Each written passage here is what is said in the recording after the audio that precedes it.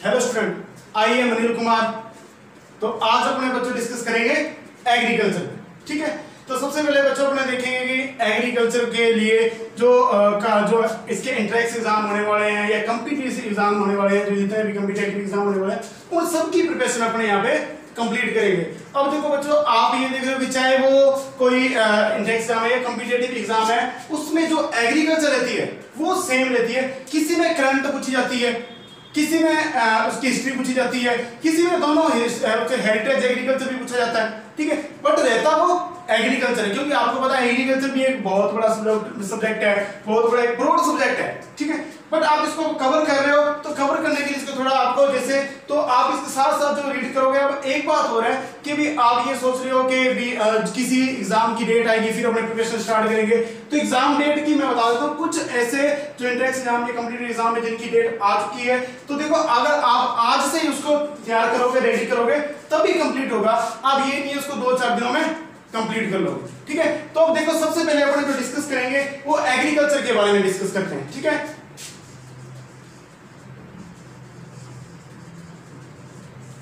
अब देखो एग्रीकल्चर। ठीक है, सबसे पहले आपने ये बहुत सुना होगा या पढ़ा होगा इसमें कि agriculture is A both and science. ठीक है, agriculture is A both and science. सबसे पहले मैं बच्चों आपको ये चीज बता देता हूं कि जो मैं आपको प्रिपरेशन करवाऊंगा वो हिंदी मीडियम और इंग्लिश मीडियम दोनों में कराऊंगा। ठीक है, तो आपको प्रिपरेशन होगी वो हिंदी मीडियम और इंग्लिश मीडियम दोनों में होगी। तो देखो अब सबसे पहले अपने एग्रीकल्चर के बारे में, तो एग्रीकल्चर देखो सबसे पहले इसमें एक अपनी लाइन पढ़ते हैं, agriculture is both science and art. ठीक है, तो डिस्कस करते हैं। देखो साइंस आर्ट कैसे हुआ है। ठीक है, अब मुझे ऐसे बताना कि आपने ये लाइन पढ़ी, क्या आप उससे कुछ समझ रहे हो, कुछ आप इसकी डेप्थ में गए हो कि भी साइंस हुआ और आर्ट हुआ दोनों अलग अलग सब्जेक्ट है, लेकिन एक ही जगह कैसे, दोनों एक ही चीज कैसे हो सकती है। तो देखो समझो बच्चों, आर्ट क्या होती है? आर्ट को बोला जाता है कला।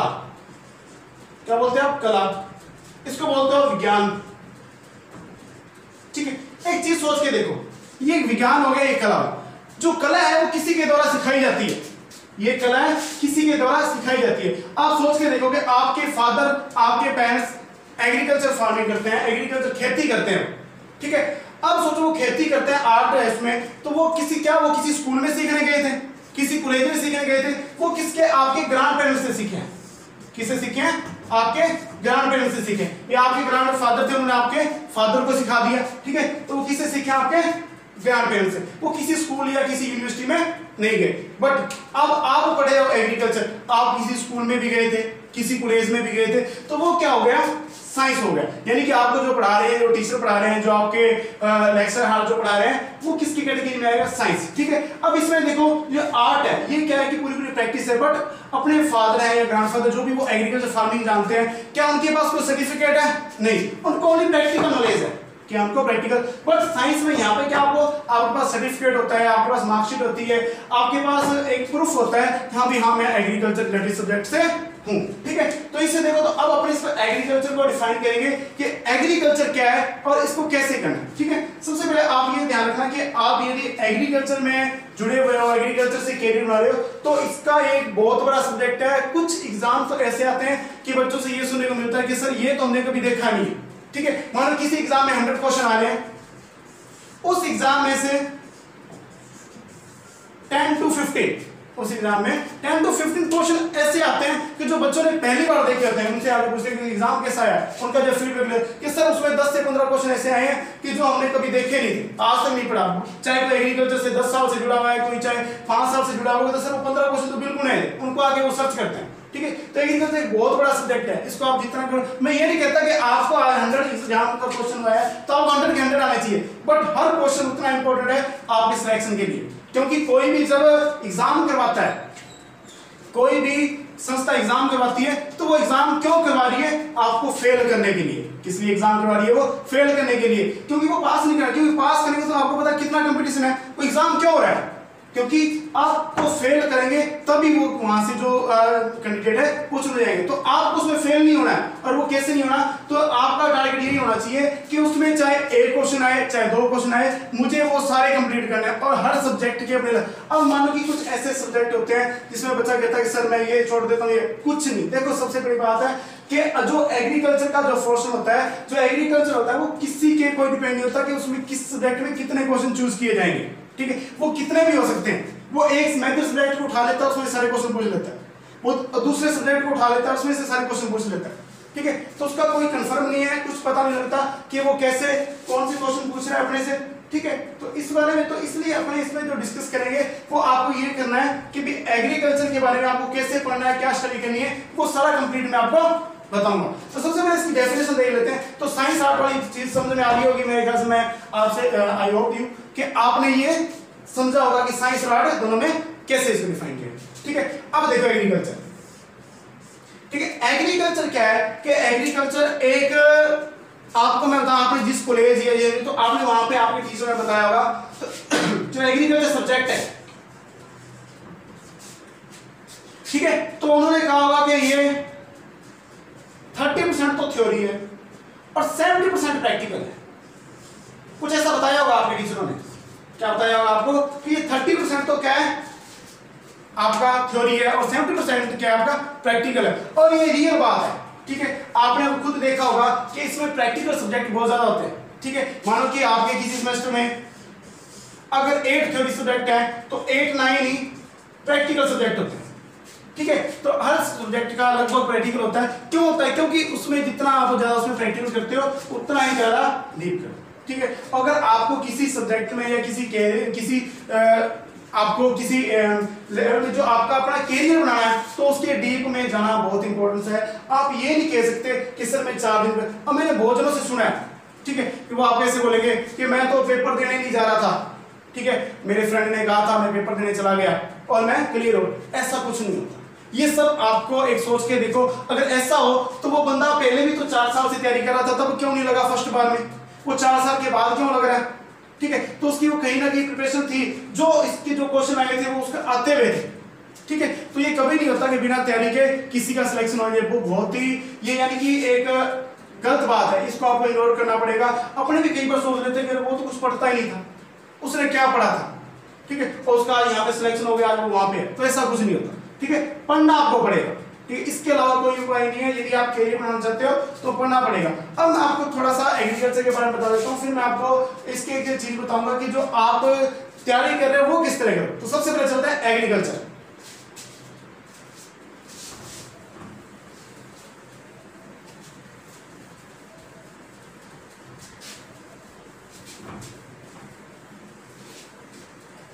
देखो एग्रीकल्चर की जो डेफिनेशन है वो आपको ज्यादा डीपली पढ़ने की जरूरत नहीं है, क्योंकि वो डेफिनेशन आपसे कभी नहीं पूछी जाती, ना तो आज तक कॉम्पिटिटिव एग्जाम में पूछी गई है, ना कोई एंट्रेंस एग्जाम में पूछी गई है, ठीक है। क्यों नहीं पूछी जाती? क्योंकि इसमें आपने बात करना सबसे बड़ी बात है। देखो मैं इसको डिवाइडेशन कर देता हूँ,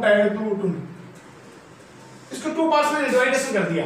आपके पास क्या बचा? Agri plus culture. क्या बचा? Agri plus culture. देखो एग्री है ना, इसका मीन्स माना जाता है सोइल। क्या मीन्स माना जाता है? सोइल। और कल्चर का मीन्स आपको पता है कि चाहे उसका मैनेजमेंट पढ़ लो, ठीक है, आप उसको क्या पढ़ रहे हो, कल्चर का मीन्स क्या पढ़ लो आप? मैनेजमेंट। अब देखो आप जो सोइल है, ठीक है, आपने जो सोइल को जो उसमें आप एग्रीकल्चर का मीन्स मैं सोइल बता रहा हूं और कल्चर। अब जब आप सोइल मैनेजमेंट कर रहे हो और आपको पता है कि किसी भी प्लांट की ग्रो के लिए सोइल क्या एक बेस प्रोवाइड करवाता है, ठीक है, सोइल क्या करवाता है? बेस प्रोवाइड करवाता है उसको। आपको पता है कि सोइल बेस प्रोवाइड नहीं करवाएगा तो वो प्लांट अपनी कंप्लीट ग्रोथ नहीं कर पाएगा। जब वो कंप्लीट ग्रोथ नहीं कर पाएगा तो उसके जो प्रोडक्शन है वो लो होगा। जब उसकी वेजिटेटिव ग्रोथ ही कंप्लीट नहीं हो पाएगी तो उसका प्रोडक्शन क्या रहेगा? लो रहेगा, ठीक है। देन नेक्स्ट, तो देखो अगर आप सोइल का मैनेजमेंट कर रहे हो, सोइल का मैनेजमेंट कर रहे हो तो उसको अपने कैसे डिफाइन कर लेंगे? एग्रीकल्चर से, ठीक है। मैं इसकी डेफिनेशन फिर बता देता हूं। Agriculture, a branch of science. Agriculture, a branch of science which deals soil management, field crop management, fruit crop management, and livestock management. ठीक है, तो आप उसमें सब डिस्कस कर लेंगे कि इसमें क्या टॉपिक्स होते हैं। तो इस तरह ये इसकी डेफिनेशन है कि एग्रीकल्चर में आप क्या कर रहे हो, जितने भी आपकी क्रॉप्स हैं उनके बारे में पढ़ रहे हो, लाइव स्टॉक है उनका प्रोडक्शन है उनके बारे में पढ़ रहे हो, वो क्या होगा? एग्रीकल्चर। अब एक चीज इसमें बहुत ज्यादा पूछी जाती है और वो चीज आपको ध्यान रखनी है कि ये पूछा जाता है जो एग्रीकल्चर जो वर्ड है, जो एग्रीकल्चर वर्ड है, शब्द है, वो कौन सी लैंग्वेज का है, ठीक है। तो देखो आपको कुछ ज्यादा आपको सोचने की जरूरत नहीं है। आप एक चीज याद रखना, जिसके पीछे ये कल्चर लग जाए, चाहे वो कोई भी वर्ड हो, आपको ये नहीं देखना उसके आगे क्या लगा हुआ है क्या नहीं लगा हुआ। आपने एक चीज ध्यान रखनी है कि जिसके पीछे ये कल्चर लग जाए वो कौन सी लैंग्वेज का वर्ड हो जाएगा? लैटिन का। कौन सी लैंग्वेज का हो जाएगा? लैटिन का। देखो बच्चों, अगर आप वो वर्ड याद करोगे तो आपको लगेगा कि ये याद किया ये याद किया, तो आप भूलते जाओगे। आप उसकी जड़ पकड़ो, आप उसकी स्टिक पकड़ो कि वो कहना क्या चाहता है। ठीक है, तो आप सबसे पहले क्या देखोगे, इसके पीछे क्या लगा हुआ है? कल्चर। कल्चर लगते कौन सी लैंग्वेज का वर्ड हो गया? लैटिन का। ठीक है, तो ये याद रखना। अब देखो आप कहोगे कि सर इस तरह तो बहुत वर्ड हो जाएंगे, हम किस किस का याद रखेंगे? ठीक है, तभी मैं आपको कह रहा हूं कि आप इसका कल्चर याद रखो। आपको आगे वाला वर्ड नहीं देखना है क्या है। जैसे मानो एग्रीकल्चर, इसमें छुपा रहे हम, मानो एग्री छुप गया, पीछे कल्चर कल्चर रह गया। ठीक है, तो आपको क्या दिखा? कल्चर। कल्चर दिखते ही आपको लैटिन लैंग्वेज का ये वर्ड मान लेना है, आपको लैटिन लैंग्वेज पे ही टिक कर देना है। आपको ये नहीं सोचना कि आगे क्या है, उसके क्या लगा हुआ है, मैं क्या पढ़ रहा हूं। ठीक है, तो आपको एक ही बात ध्यान रखनी है, कल्चर लगाना चाहिए उसके पीछे। ठीक है, देन नेक्स्ट, अब देखो कल्चर लगा हुआ है, आपने लैटिन लैंग्वेज का मान लिया। अब एग्रीकल्चर की बात करते हैं तो आपको काफी वर्ड देखने को मिलेंगे इसके अंदर। ठीक है, इसकी ब्रांचेस के बारे में डिस्कस कर लेते हैं, फिर अपने इसको आगे लेके चलते हैं। तो ब्रांचेस की बात मैं करता हूं मैं, तो ब्रांचेस में देखो इसकी कुछ मेजर ब्रांचेस हैं, कुछ मेजर की उनमें माइनर ब्रांचेस बन जाती हैं। ठीक है, जैसे आपने नेयर पढ़ा होगा, जो बच्चों जिनके बच्चों ने नेयर देखे हैं, तो वहां पे उसमें ब्रांच होती है कि हाँ भी माइनर जा रहा है, ये लिंक जा रहा है, तो उसमें अलग अलग उसमें फिर के ये बड़ा उसका मेन ब्रांच है। ठीक है, तो इसी तरह क्या है कि इसमें भी अपने अलग अलग डिस्कस करेंगे। तो सबसे पहले देखो अगर एग्रीकल्चर की बात करें तो इसमें जो मेन ब्रांच होती है वो 3 मानी जाती है। ठीक है, जिसकी मेन ब्रांच हम डिस्कस करते हैं। तो सबसे पहले एग्रोनॉमी, हॉर्टिकल्चर और लास्ट एनिमल हस्बेंड्री। ठीक है, तो ये 3 जो इसकी वो मेजर मानी जाती है, हालांकि माइनर काफी हैं बट ये मेजर ये 3 होती है। तो सबसे पहले अपने देखो एग्रोनॉमी को देखते हैं। ठीक है, आपको देखो एग्रोनॉमी को क्या है कि आप इस एग्रोनॉमी को एक ही बात ध्यान रखनी है कि इसमें सबसे पहले अगर वर्ल्ड की बात है, अब देखो वही आ गया, ये क्या है? हॉर्टिकल्चर। मैंने हॉर्टी को कवर किया, पीछे क्या बच गया? कल्चर। तो कल्चर कौन सी कल्चर लगते हैं, कौन सी लैंग्वेज का वर्ड हो जाता है? लैटिन का। कल्चर लगते हैं कौन सी लैंग्वेज का वर्ड हो जाता है? लैटिन का। अब नेक्स्ट देखना, अब चीज एक और ध्यान रखना, किसी भी वर्ड के पीछे किसी भी वर्ड के पीछे लॉजी या नोमी, किसी भी वर्ड के पीछे लॉजी या नोमी अगर लगाओ तो वो कौन सी लैंग्वेज का होएगा? वो ग्रीक लैंग्वेज का हो जाएगा। कौन सी लैंग्वेज का?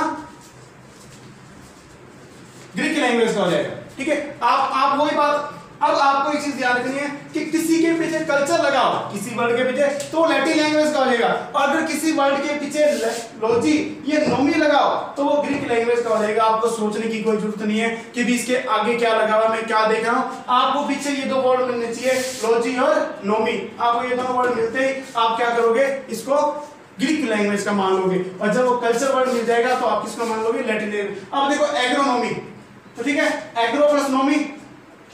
ठीक है, एग्रो प्लस नोमी, तो दोनों देखो अलग अलग हो गए ना। तो अब पीछे क्या लगा हुआ है? नोमी। आपको पता है नोमी लगते ही कौन सी लैंग्वेज का वर्ड हो जाता है? ग्रीक का। ठीक है, हॉर्टिकल्चर, कल्चर लगते ही कौन सी लैंग्वेज का वर्ड हो गया? लैटिन का। Then next animal husbandry.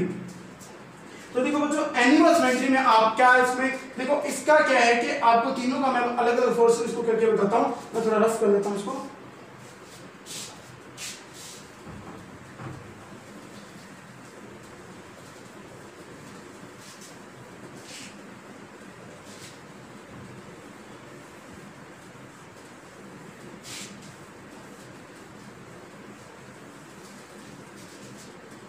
मैंने आपको 3 मेजर ब्रांच के बारे में बताया। तो सबसे पहले देखो इधर एग्रोनॉमी, देन नेक्स्ट हॉर्टिकल्चर और लास्ट आपका क्या है? Animal husbandry. अब देखो आपको इसका वर्ड पता लग गया कौन सी लैंग्वेज का है ये। ठीक है, आपका ग्रीक का। अब देखो इसे एग्रो का मींस क्या होता है? इसका मींस होता है एग्रोस। क्या मींस होता है इसका? एग्रो। ये इससे क्या, इसका मींस क्या होता है कि इसको आप एग्रोस का मींस होता है जो फील्ड क्रॉप्स होती हैं। जो आपकी फील्ड क्रॉप्स होती हैं, और लॉजिका मीन्स होता है उनकी स्टडी करना, उनकी स्टडी करना, ठीक है। लॉजिका मीन्स आप क्या मानोगे, उनकी स्टडी करना। तो देखो जो फील्ड क्रॉप्स की स्टडी कर रहे हो वो किस में कर रहे हो आप, एग्रोनॉमी में, ठीक है। फील्ड क्रॉप्स कौन कौन सी है, अब देखो इसमें फील्ड क्रॉप्स में भी काफी अलग अलग आ जाती है। सीरियल क्रॉप्स, ठीक है, सीरियल्स के बाद आपकी पल्सेस क्रॉप्स, ठीक है, पल्सेस के बाद आपके फाइबर क्रॉप्स, ठीक है, ऑयल सीड क्रॉप्स, ये सारी इसमें आ जाती है, ठीक है। तो इनके बारे में अपने एक एक क्रॉप्स के बारे में आगे नेक्स्ट डिस्कस करेंगे। तो देखो ये सारी फील्ड क्रॉप्स, ठीक है, आपके पल्सेस क्रॉप्स, ठीक है, फाइबर क्रॉप्स और ऑयल सीड क्रॉप्स, तो इन सभी के बारे में अपने आगे डिस्कस करेंगे, ठीक है। मैं थोड़ा हिंदी में बता देता हूँ। सीरियल क्रॉप्स होती है खाद्यान्य फसलें, पल्सेस क्रॉप्स होती है जो दाल वाली फसलें, ठीक है, फाइबर क्रॉप्स होती हैं जो रेशे वाली फसलें जैसे जूट, ठीक है, अलसी जिसको लिनसीड बोलते हैं, और ऑयल सीड होती है जो तेल वाली फसलें, ठीक है। तो इनके बारे में इसमें अपने इकोनॉमी में सारा डिस्कस करेंगे। देन नेक्स्ट हॉर्टिकल्चर, देखो डिवाइडेशन हमने पहले कर दिया था, ठीक है। हॉर्टिकल्चर, तो देखो कौन सी लैंग्वेज का वर्ड बन गया ये, लैटिन का।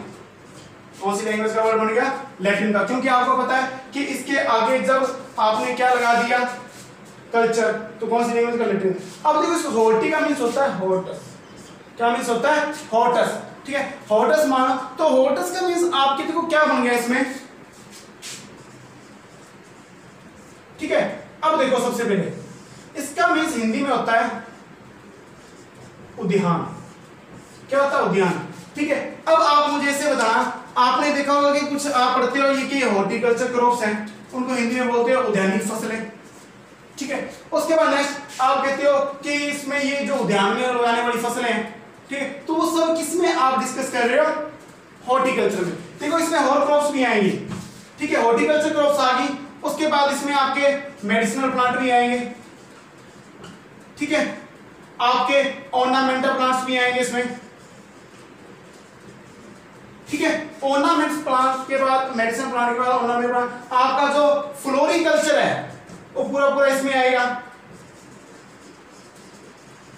ठीक है, ओलेरिकल्चर इसमें आएगा, ठीक है। अब मैं आपको थोड़ा हिंदी में भी बता देता हूं। देखो मेडिसिनल प्लांट क्या होते हैं, जो आपके औषधीय पौधे होते हैं, ठीक है, जो आपके औषधीय ऑर्नामेंटल प्लांट होते हैं, जो आपके सजावटी पौधे होते हैं, उनको क्या बोला जाता है, ऑर्नामेंटल प्लांट। और जो लास्ट आपका नेक्स्ट है फ्लोरिकल्चर, यानी कि फूलों का, ठीक है। अब देखो फ्लोरिकल्चर, फ्लोरी में फिर कल्चर आ रहा है, तो ये कौन सी लैंग्वेज का वर्ड हो गया, लैटिन का। फिर ओलेरिकल्चर, देखो फिर कल्चर आ रहा है, तो कौन सी लैंग्वेज का वर्ड हो गया, लैटिन का, ठीक है। तो ओलेरिकल्चर किसके लिए किया जाता है, जो आपके वेजिटेबल्स के हैं, ठीक है, study of vegetable, it known as olericulture, ठीक है। और study of flowers, it known as floriculture, ठीक है। स्टडी ऑफ मेडिसिनल प्लांट, ठीक है, तो ये मेडिसिनल प्लांट है आपकी जो ऑर्नामेंटल प्लांट्स, वो क्या होता है इसमें कि ऑर्नामेंटल प्लांट्स कौन से होते हैं, जो आपके सजावटी पौधे होते हैं, उसमें अपने इसको ऑर्नामेंटल प्लांट्स, ठीक है। तो ये आपके इसके चार। अब आपका नेक्स्ट आता है एनिमल हस्बेंड्री। देखो एनिमल हस्बेंड्री में क्या है आपका, कि सबसे पहले आप एनिमल हस्बेंड्री में ये पढ़ रहे हो कि एनिमल हस्बेंड्री को आप इसके दूसरे नाम से भी मैं आपको बता देता हूं, इसको लाइव स्टॉक भी बोला जाता है। क्या बोला जाता है, लाइव स्टॉक। अब सबसे पहले आप ये देखो कि एनिमल हस्बेंड्री में आप किसका स्टडी करोगे, किसके आप उसमें मैनेजमेंट करोगे, ठीक है। तो किसका करोगे आप, जो आपके लाइव स्टॉक होंगे, यानी कि मैं थोड़ा आपको काऊ,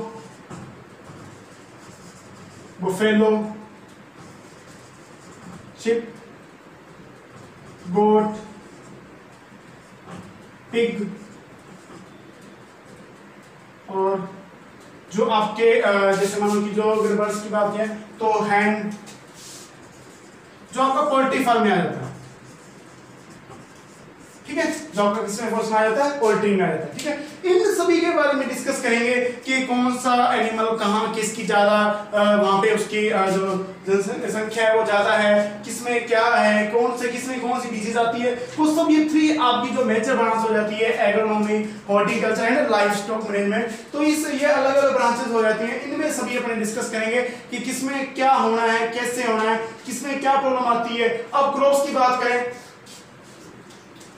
द क्रॉप्स में किसके लिए कितनी सीड रेट चाहिए, कितना फर्टिलाइजर चाहिए, कितनी इरिगेशन चाहिए, कौन कौन सी डिजीज आती है, उनके लिए कौन सी, उनके लिए वैरायटी। आपको पता है कि आजकल कोई भी एग्जाम होता है तो वैरायटी के क्वेश्चन पे बहुत ज्यादा फोकस डाला जाता है, क्योंकि वैरायटी का मैं आपको बताऊं, वैरायटी क्या है कि आपने जो केमिस्ट्री पढ़ी थी, ठीक है, जब आपने केमिस्ट्री पढ़ी थी तो केमिस्ट्री में आपने देखा था कि उसमें जब किसी एलिमेंट्स का नेम रखा जाता है तो कोई जैसे तत्व की खोज की हुई है तो उसका कोई नेम, तो उसकी एक संस्था है वो नेम रखती है।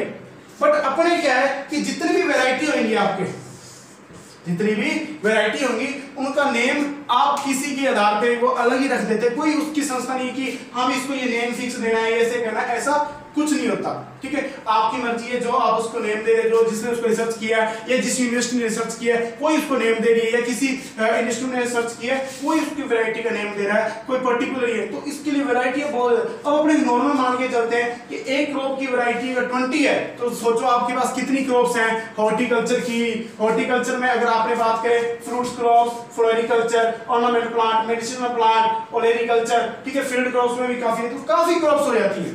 जब काफी क्रॉप्स हो जाती है तो उनकी वैरायटीज भी अलग अलग आपको ध्यान रखनी पड़ती है, याद रखनी पड़ती है। ये एक बहुत बड़ा टॉपिक हो जाता है वैरायटी वैरायटी। और इधर आते हैं जब एनिमल्स वैरायटी में, तो इधर ब्रीड, ठीक है, ब्रीड भी बहुत टाइप्स की है, ठीक है, बफेलो की अलग है, काऊ की अलग है, शिप की अलग है, गोट की, पिग की, पोल्ट्री में अलग चली जाती है, तो वो सब अलग अलग है। इसलिए मैं आपको बोल रहा हूं कि ये आपका एक बहुत बड़ा सब्जेक्ट है एग्रीकल्चर, बहुत बड़ा सब्जेक्ट, ठीक है।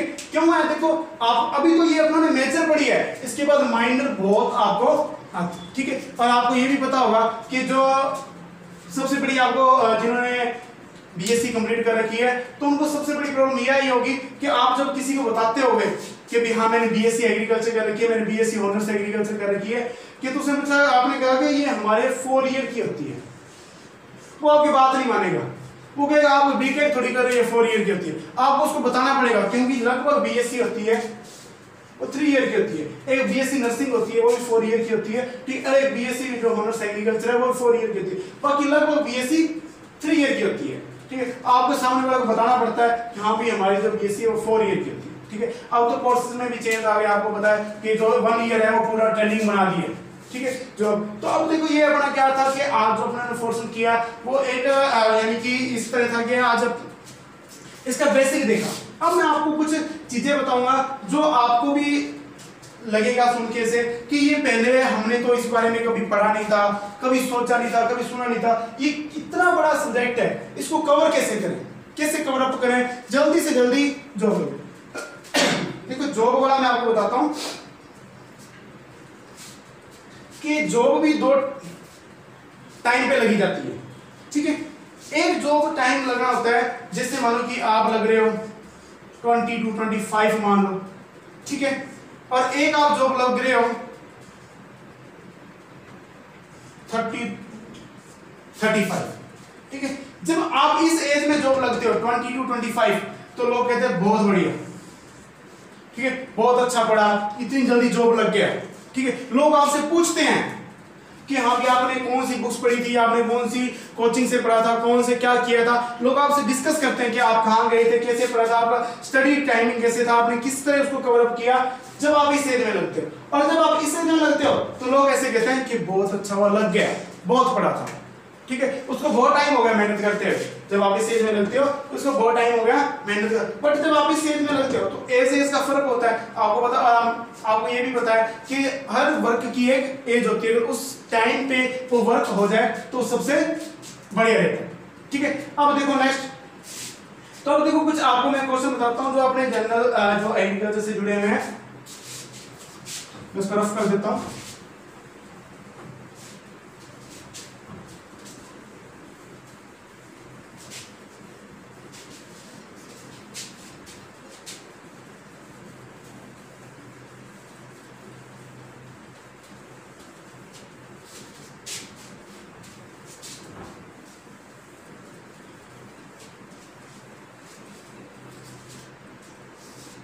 अब देखो,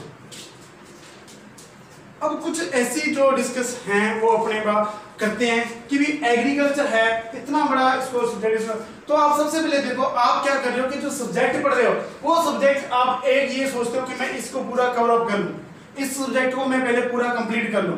ऐसा नहीं, आप क्या करो कि उसमें जो कवर अप आप उसको एक सब्जेक्ट को मतलब आप उसके अलग अलग टाइमिंग बना लो कि मुझे ये सब्जेक्ट इतना टाइम पढ़ना है, मुझे ये सब्जेक्ट इतना टाइम पढ़ना है और मुझे ये सब्जेक्ट इतना टाइम पढ़ना है। ठीक है, आप जब उसको इस तरह शेड्यूल से बना के पढ़ोगे, अब हर बच्चे की हर स्टूडेंट की ये हैबिट होती है, वो पता क्या करता है, मानो उसने एग्रोनॉमी उठाई है तो वो कहता है एग्रोनॉमी को कंप्लीट करके छोड़ूंगा मैं आज। ठीक है, अब जब आप सारा कुछ एक दिन में पढ़ लोगे उस सारा मिक्स सब मिक्स हो जाता है, तो मिक्स हो जाता तो आपने कुछ याद रहता कि मैंने क्या पढ़ा था। ठीक है, आप मानो कि 1 घंटा एग्रीकल्चर पढ़ एग्रोनॉमी पढ़ रहे हो, 1 घंटा आप हॉर्टिकल्चर पढ़ो, 1 घंटा आप एनिमल हस्बेंड्री पढ़ो। ठीक है, फिर जो अपने माइनर जो मैं आपको ब्रांच बताऊंगा वो तो पढ़ेंगे। 1 घंटा आप जो अदर अपने सब्जेक्ट है मानो कि पैथोलॉजी है उसको पढ़ो, 1 घंटा आप जो आपका निमेटोलॉजी, तो उस तरह आप उसको डिवाइडेशन करो। बट अपने जो एग्रीकल्चर स्टूडेंट हैं वो यही सोचते हैं कि मैंने इस सब्जेक्ट को आज चूज किया है, मैं इसको आज कवर करके ही छोड़ूंगा। ठीक है, वो ऐसा नहीं होता क्योंकि हर चीज टाइम नहीं थी। ठीक है, और मैं आपको बता देता हूं कि आप जो जितना भी पढ़े हो आज जो आप कंपटीशन की एग्जाम की तैयारी कर रहे हो वो सारा बीएससी का पोर्शन है। बट बीएससी में अपने पता क्या करते थे, जो अपने बैचलर डिग्री की थी इसलिए उसको बैचलर डिग्री बोला जाता है। उसमें पता क्या, उसमें कई बच्चों की सोच ये होती है कि 1 नाइट पेपर फाइट, मानो कि सुबह पेपर है, नाइट में जितना पढ़ा पास हो। ठीक है, तो ये क्या है कि 1 नाइट पेपर फाइट वाला एक थॉट बना हुआ है और जो अपने एग्रीकल्चर में चलता है, तो आप इसको पढ़ेगा। अब जितना भी है आपको यहाँ पे मैंने पढ़ाया है ये सब आपका पढ़ा हुआ है। आपने अगर बैचलर डिग्री की है, आपने मास्टर डिग्री की है तो ये उसमें सारा कंप्लीट आया हुआ है। बट क्या था तब ध्यान नहीं दिया।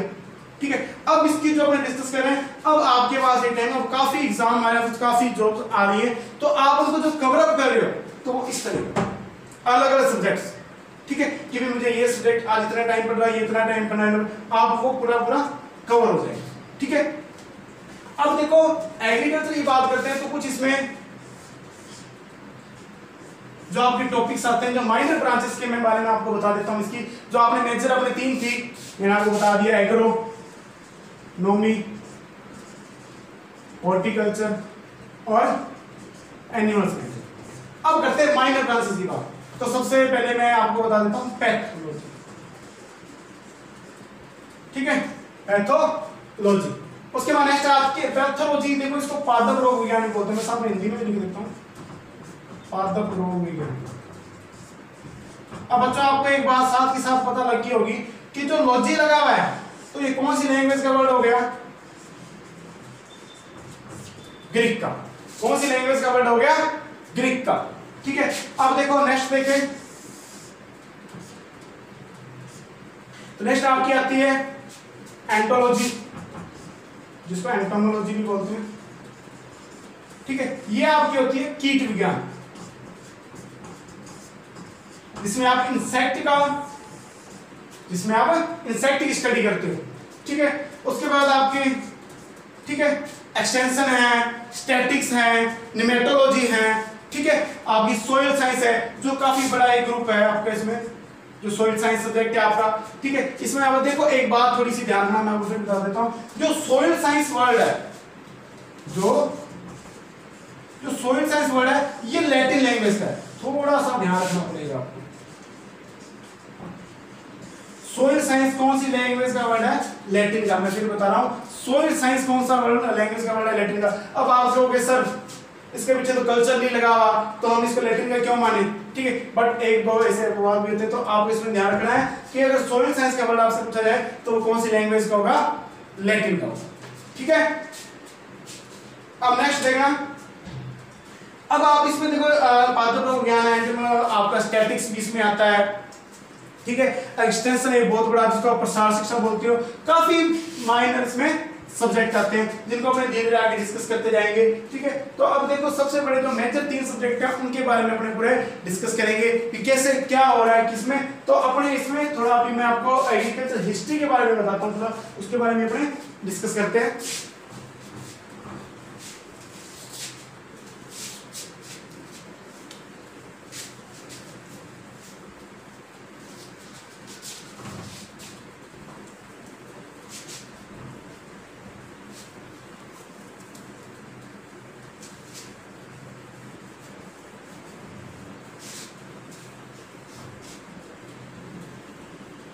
कुछ जेन्युइन से क्वेश्चन पूछे जाते हैं। जैसे आपसे सबसे पहले आपसे ये क्वेश्चन पूछा जाता है कि जो ह्यूमन है उसके द्वारा रेयरिंग किया जाने वाला एनिमल कौन सा था, यानी कि उसके द्वारा पाले जाने वाला सबसे पहला जानवर कौन सा था। तो आपको ध्यान रखना कौन सा था, डॉग। यानी कि ह्यूमन के द्वारा रेयरिंग किया जाने वाला, पाले जाने वाला सबसे पहला जो एनिमल था वो डॉग था। ठीक है, अब आपसे ये पूछा जाए कि ह्यूमन के द्वारा कल्टीवेट की गई सबसे पहली क्रॉप्स कौन सी थी, तो उसमें देखो दोनों ही ऑप्शन में आते हैं, wheat and barley. Wheat and barley ये दोनों आते हैं इसमें। ठीक है, जब आपसे एग्जाम में तो इन दोनों में से एक पूछा जाता है। ठीक है, तो सबसे पहले अब आपको ध्यान रखना होगा कि भी कौन सा, तो डॉग सबसे पहले पाला गया। ठीक है, अब देखो नेक्स्ट एग्रीकल्चर हिस्ट्री की बात करते हैं, तो इसमें अलग अलग आपको ईयर मिलते हैं कि किस ईयर में क्या काम हुआ। ठीक है, अब कुछ एग्रीकल्चर के बारे में जब अपने पढ़ रहे हैं तो इसमें देखो कुछ संस्था भी आती है। ठीक है, हिस्ट्री में देखो एक तो आता है आपका ICAR और एक आपका आता है IARI, ये तो मेजर है। ठीक है, ICAR और IARI इनके बारे में भी अपने डिस्कस करेंगे। ये मेजर है, इनके बारे में काफी कुछ है कि हिस्ट्री क्या है, कैसे बने, कैसे क्या हुआ, वो सारा अपने इसमें डिस्कस करेंगे। और आप स्टूडेंट जितना भी इसमें ये मैं आपको जो पढ़ा रहा हूँ उसको साथ ही साथ रीड करते रहना, तो आपके जो डेवलप है वो पूरा कंप्लीट हो जाएगा और आपको जल्दी एक बढ़िया जॉब मिलेगी। बट ये है कि आपको प्रिपरेशन करनी पड़ेगी। आप किसी के भी ये मत सोचना कि आपको कोई कहता है कि एक दिन में पास हो जाओगे, 2 दिन में, कि मैं तो ऐसे पेपर देने जाऊंगा, ऐसा कुछ नहीं होता। ठीक है, आपको पढ़ना पड़ेगा, लास्ट और फर्स्ट यही उपाय है। ठीक है, चलो मैं आपको लिए ठीक है, तो सबसे पहले मैं आपको बता देता हूँ कि जो मेरा जैसे मैंने आपको जो पढ़ाया है वो मुझे आप कमेंट करके जरूर बताना आपको कैसा लगा। ठीक है, दूसरा इसको लाइक करना, शेयर करना और जो चैनल है उसको सब्सक्राइब करना। तो सबसे पहले अब मैं आपके लिए क्वेश्चन छोड़ के जा रहा हूं जो आप मुझे बताओगे कि वो उसका आंसर क्या है, जो मुझे कमेंट्स करके उसका आंसर बताओगे कि जय जवान जय किसान। ठीक है, क्या लिखा मैंने, जय जवान और जय किसान। ठीक है, हिंदी में भी लिख देता हूं, जय जवान और जय किसान। ये स्लोगन, ये नारा किसने दिया था? ठीक है, आपको क्या बताना है, जय जवान जय किसान, ये स्लोगन, ये नारा किसने दिया था, इस बारे में आपको मुझे बताना है कमेंट करके सभी ने कि ये जो स्लोगन है, ये नारा है, ये किसके द्वारा कहा गया था कि जय जवान जय किसान। ठीक है, ओके, थैंक यू। ठीक है, आपको मेरा वीडियो कैसा लगा मुझे जरूर बताना। Okay, thank you.